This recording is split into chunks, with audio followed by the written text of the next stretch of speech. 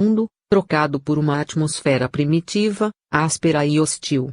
Por isso é que Deus, através dos avanços tecnológicos atuais, mormente nas telecomunicações, multiplicava o chamado as ovelhas do rebanho espalhadas por toda a parte.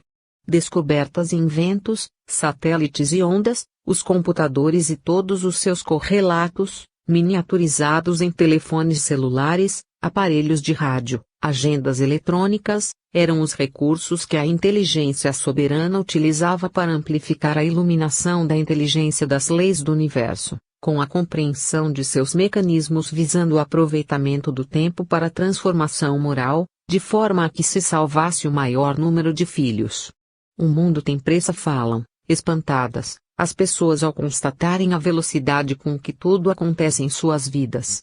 Deus e Jesus têm pressa, asseveram as inteligências superiores incumbidas de auxiliar a humanidade na busca de sua melhoria essencial. Por isso, por todas as partes pulsam as comunicações com a finalidade de espalhar mais depressa essa mensagem convocatória, mostrando aos encarnados os efeitos dos desatinos, as consequências de condutas inadequadas, as dores produzidas pela mentira, pela crueldade, cujo objetivo tem sido de garantir a riqueza de alguns, fazendo crescer a pilha dos infelizes.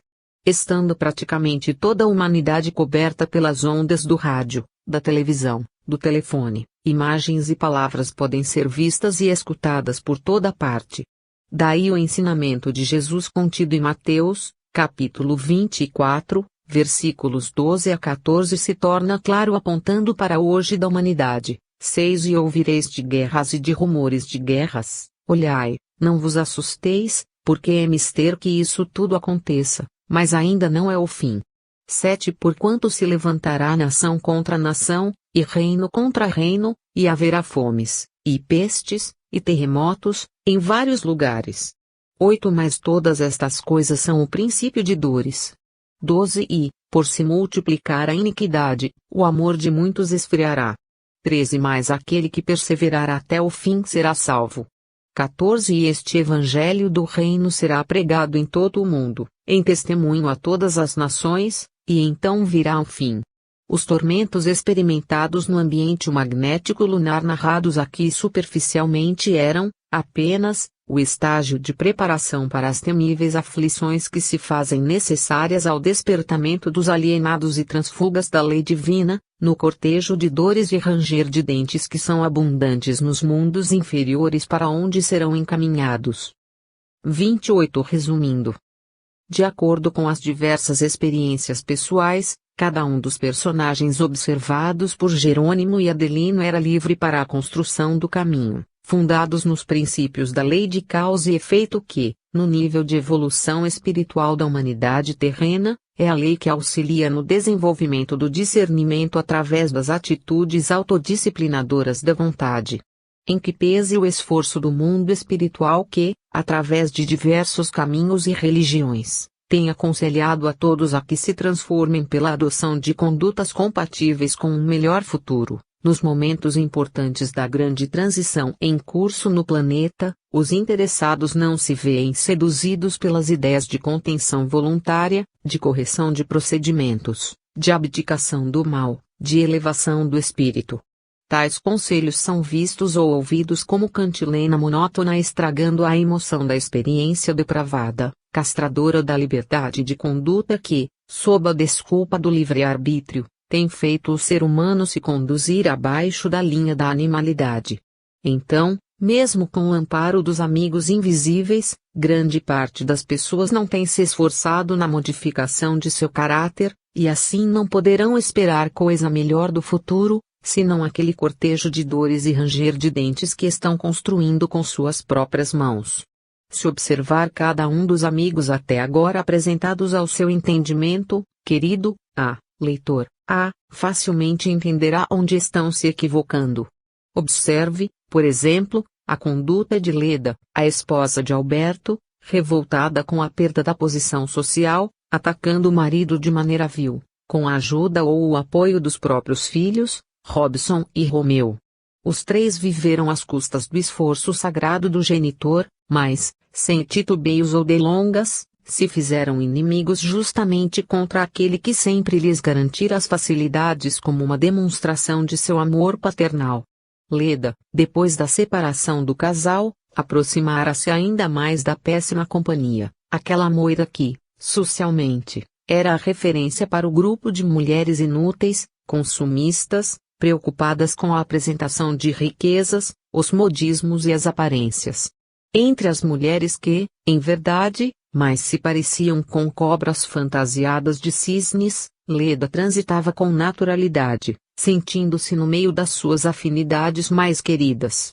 Vivia, agora, consumida pelo medo de ver descoberta a sua situação de pobretona da turma, sob cujo epíteto veria comprometidos a aceitação e o respeito das próprias amigas em relação à sua pessoa.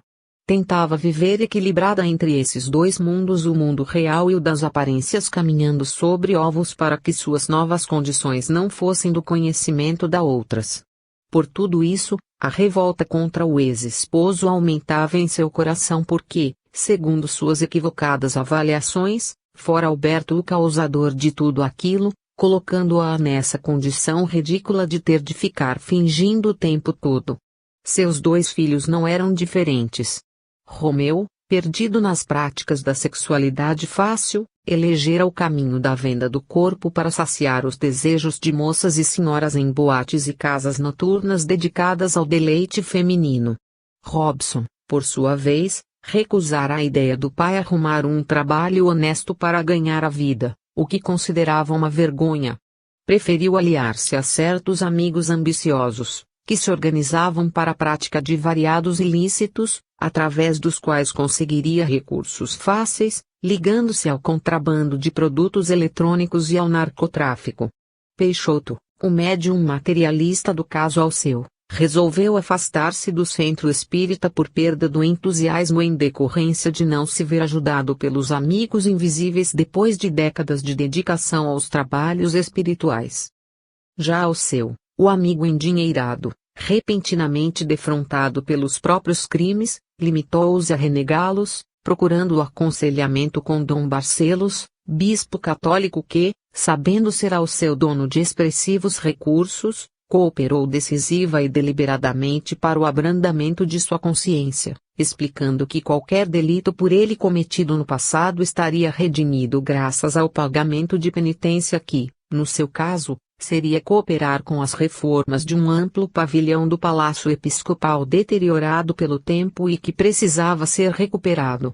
Além disso, segundo as palavras do alto prelado, o espiritismo se valia desses sortilégios para impressionar os incautos e, assim, extorquir-lhes dinheiro, coisa que era condenada pelo próprio Cristo. Por esses caminhos, Alceu matou em seus pensamentos qualquer ideia de modificação interior, de transformação verdadeira, comprando a consciência tranquila pelo preço que o bispo lhe cobrara, prosseguindo a pelejar contra a mulher, negando-lhe a separação amigável e levantando obstáculos para a divisão do patrimônio, mas sem demonstrar qualquer interesse em se corrigir. Seguia com seu estilo leviano e arrogante de viver, comprando pessoas e impondo sua vontade pelo preço de sua bolsa.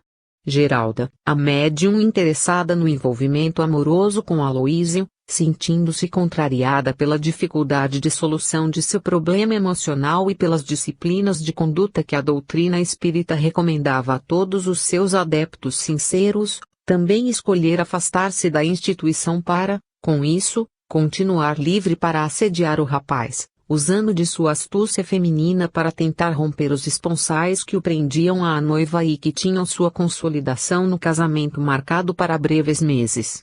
Esse era o curto prazo que a desesperada Geralda possuía para conseguir intrometer-se entre os noivos. Planejava seduzir o jovem de alguma forma.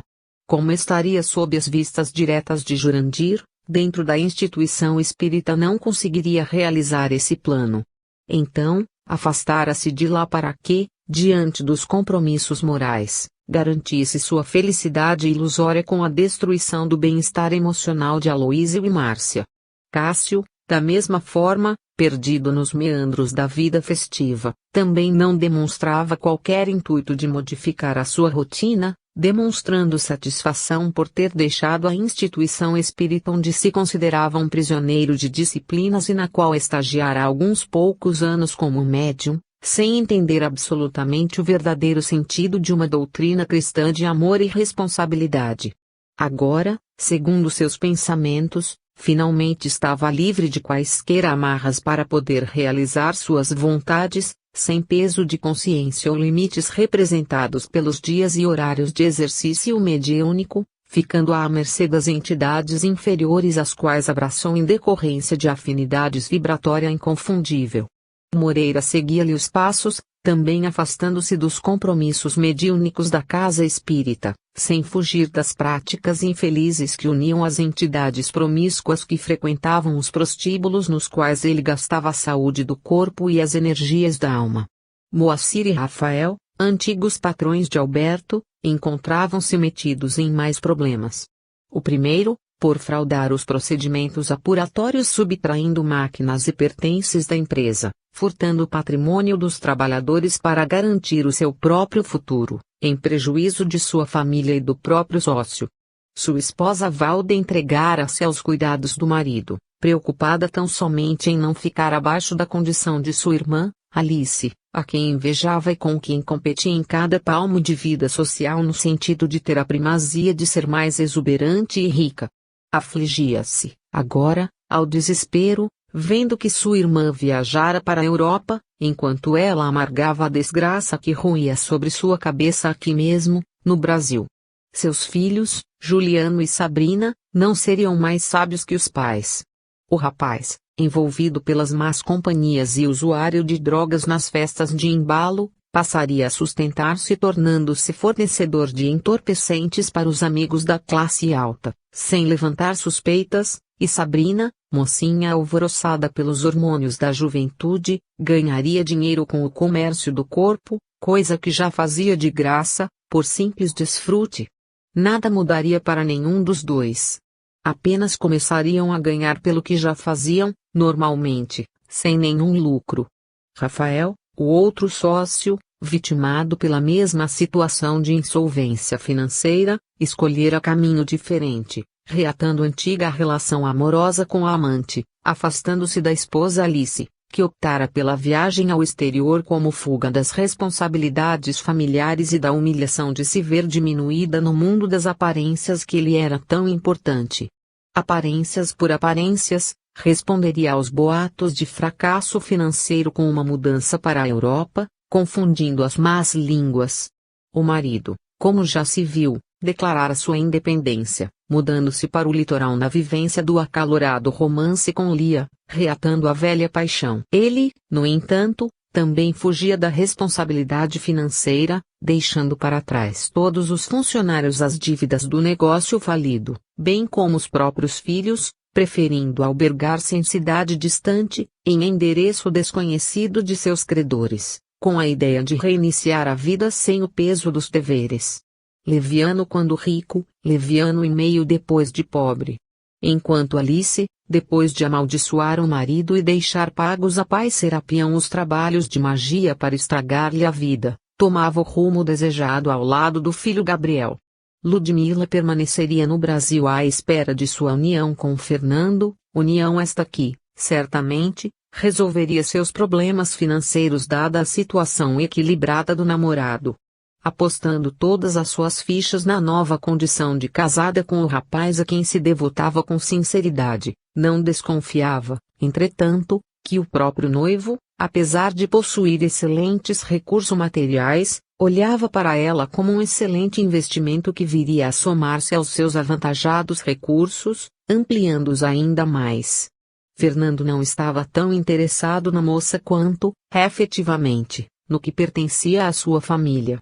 Além do mais, como mandava a boa prudência, nunca seria interessante consorciar-se com alguém que estivesse em pior situação financeira, porque isso significaria diminuição do patrimônio. O casamento, na visão do noivo, deveria juntar o necessário dinheiro, a útil o sentimento, sacrificando-se sempre o segundo em detrimento do primeiro. Se o panorama fosse o inverso, faltando o dinheiro, de nada valeria contar com o segundo, porque isso seria uma prova de burrice. Esse era o significado da união para o rapaz. Fernando não queria ser o marido de uma pobretona oriunda de uma família sobre a qual pesaria, ainda, a fama de derrotada e falida. Foi por isso que o entusiasmo do rapaz se transformou em indisfarçável decepção quando Ludmila lhe narrou, em sigilo, as novas condições de sua vida. Frio e calculista, Fernando logo raciocinou em termos de negócio. Vendo que, ao invés de somar recursos de Ludmila aos seus, ele teria de dividir os seus com a noiva e, por tabela, com os seus parentes, tratou de colocar panos frios no relacionamento. Não foram necessários mais do que 15 dias para que Ludmila se visse abandonada pelo pretendido até então muito decidido em levá-la ao altar. Estava sozinha, sem noivo, sem pais e sem irmão. Repentinamente viu-se abandonada no mundo, com seus 21 anos vividos na abastança, precisando, agora, administrar-se na mais completa solidão e, o que era pior, sem perspectivas futuras. Alfredo, humilde servidor da casa espírita, prosseguia o zelador da instituição, além de aprendiz espiritual, ao lado de Jerônimo e Adelino. Jurandir, o dirigente temporariamente responsável pela instituição, acolhendo os que chegavam, conduzindo os trabalhos pelas disciplinas espirituais de seriedade e respeito, compreensão e fraternidade. Enfrentara a tempestade de calúnias e mentiras orquestrada por Peixoto com o apoio dos já mencionados companheiros sem esmorecer na tarefa, encontrando o apoio dos outros irmãos, devotados trabalhadores, tanto encarnados quanto desencarnados. Alberto, o médium renovado pelas novas posturas íntimas, ainda que fracassado em sua vida financeira e familiar, demonstrava-se corajoso e dedicado. Entregara-se ainda mais às atividades, aceitando as disciplinas sugeridas pelos espíritos dirigentes do trabalho e que tinham em vista a reconquista do equilíbrio necessário para as tarefas mediúnicas, sem se melindrar ou assumir postura depressiva. Tornara-se ainda mais achegado ao coração de Jurandir, apoiando no esforço do dirigente encarnado e compartilhando algumas tarefas que pesavam sobre o amigo, liberando-o para outras atividades próprias de suas responsabilidades. Todos estes membros da família humana, aqui descritos, simbolizam uma infinidade de criaturas que, com maiores ou menores semelhanças, está por aí, levando a própria vida segundo as leis do mundo material, imaginando que são as únicas verdadeiras. Cada dia que se viva afastado da realidade superior, das lutas do bem, dos esforços de construção de uma nova personalidade pelo empenho no combate aos defeitos, pela redução das necessidades materiais é tempo desperdiçado na edificação de si mesmo. A maioria dos seres encarnados está vivendo como se a vida não fosse algo sério e decisivo para a modelagem dos próprios destinos. Transformam a religião em um meio fácil de limpar a consciência sem pagarem pelos erros cometidos, de conseguir vantajosas condições materiais sem que realizem esforços, de atingir as zonas celestiais sem qualquer esforço de purificação, como se o paraíso admitisse estelionatários falando de virtudes, devassos censurando outros pecadores, mesquinhos e caluniadores falando em nome do Evangelho. É por isso que o evangelista Mateus, em seu capítulo 25, versículos 31 a 34, fala do grande julgamento, da seleção necessária para que se despolua a humanidade dos elementos perniciosos com a finalidade de permitir-se a evolução coletiva sem os entraves produzidos pelos elementos incompatíveis com a nova ordem onde o bem, finalmente, predominará. 31 E quando o Filho do Homem vier em sua glória, e todos os santos anjos com ele, então se assentará no trono da sua glória. 32 E todas as nações serão reunidas diante dele, e apartará uns dos outros, como o pastor aparta dos bodes as ovelhas. 33 E porá as ovelhas à direita, mas os bodes à esquerda. 34 Então dirá o rei aos que estiveram à sua direita: Vinde, benditos de meu Pai, possuí por herança o reino que vos está preparado desde a fundação do mundo.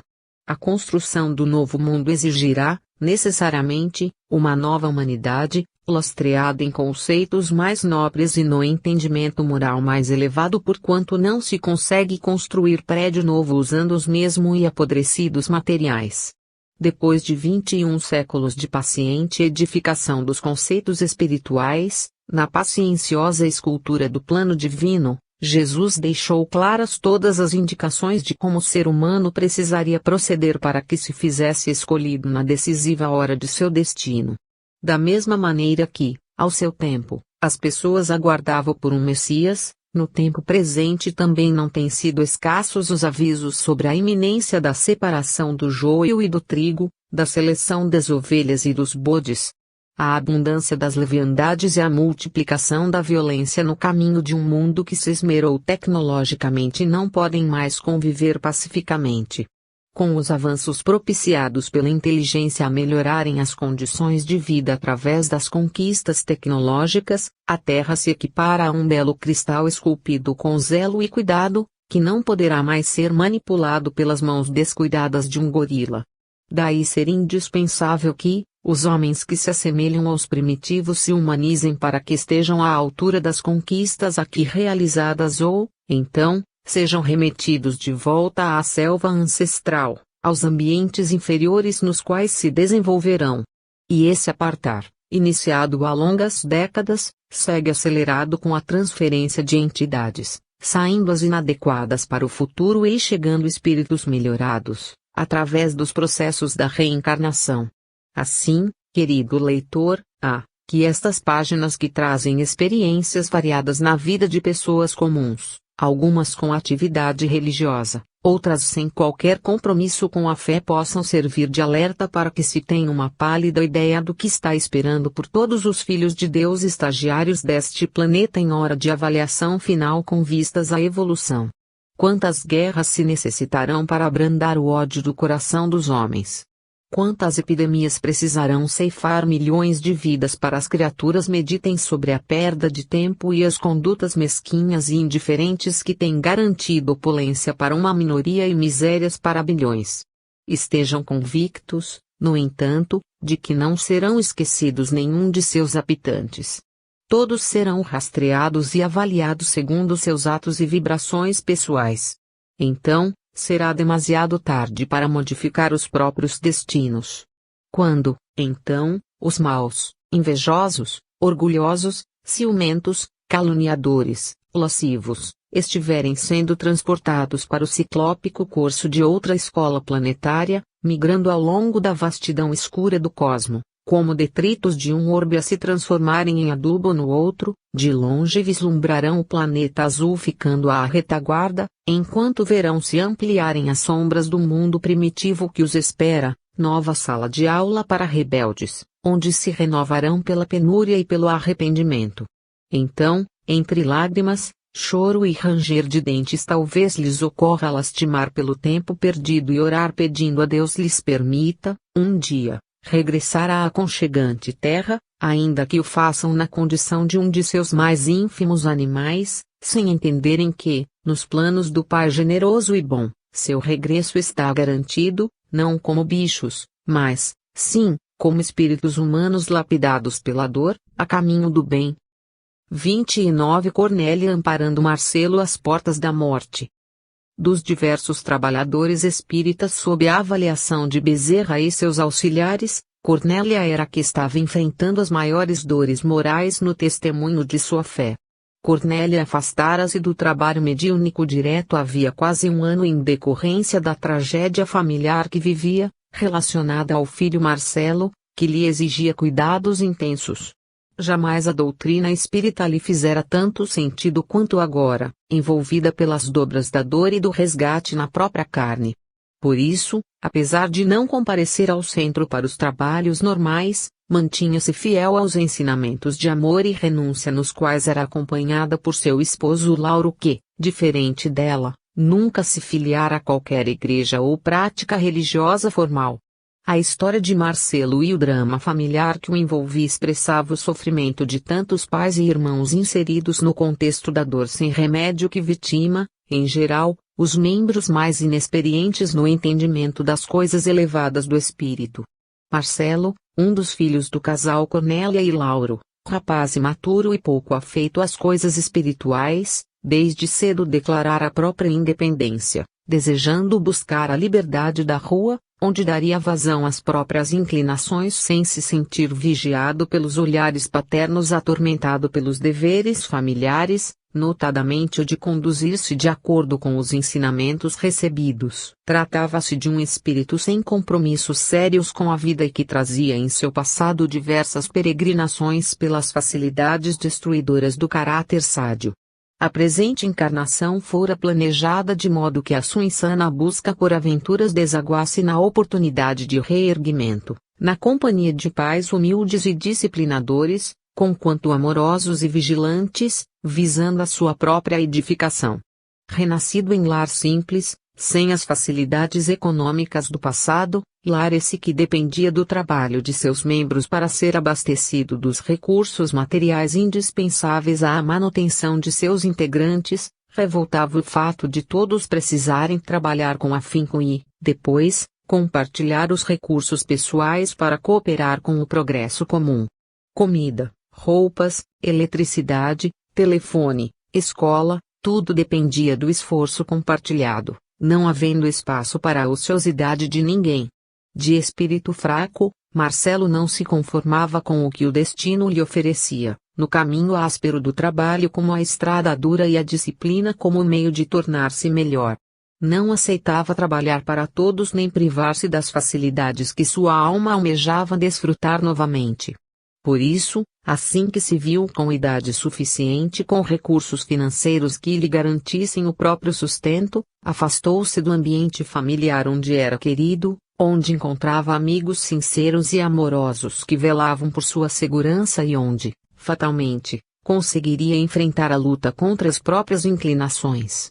Com a desculpa da necessidade de espaço ou almejando dar o tão sonhado grito de liberdade, embrenhou-se na floresta inóspita do mundo, onde o custo dessa liberdade costuma ser a dor, o sofrimento e a decepção.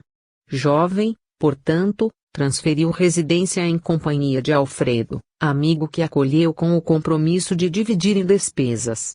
Infeliz gozador do passado, Marcelo viu, na figura do novo companheiro, a tábua de salvação que poderia livrá-lo das disciplinas da família, que ele considerava um peso, castradora de suas vontades e cheia de limitações ao exercício de sua liberdade. Agora, em companhia do amigo, garantiria para si o espaço que sempre pleiteara, considerado como o território para as leviandades ocultas, fora da supervisão de pai e mãe.